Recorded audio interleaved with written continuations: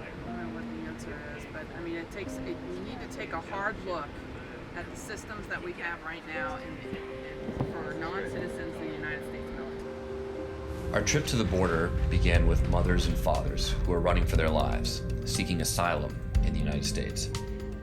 Many of them were torn away from their children and now live in limbo and fear. They called their experience torture and were moved to tears by letters from American school children saying they are not forgotten. Then we crossed into the crime-ridden city of Juarez, Mexico. U.S. veterans who fought overseas told us their stories. After years serving our country and living in our communities, they had been deported for mistakes that many other Americans and guys we served with have made.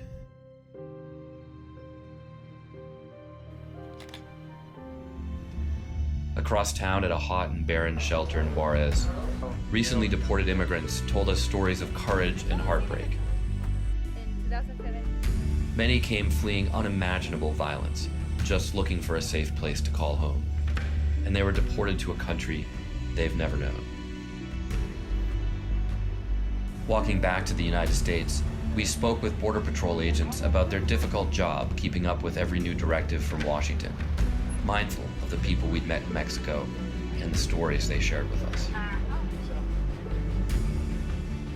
Passionate civil rights activists and legal experts helped us understand how our system is so broken. The problems aren't new. The system frustrates Homeland Security agents and traps immigrants who are branded criminals for seeking legal asylum. We visited shelters, safe houses, detention facilities, and checkpoints. We heard from moms and dads, sons and daughters, immigrants and refugees, activists and ICE agents, all parts of a broken system. We each took away slightly different viewpoints, but a few things stood out to me. No one who comes into contact with our immigration system thinks it's working. Seeing families who had been ripped apart and meeting veterans who were deported after fighting for our freedoms is something I'll never forget.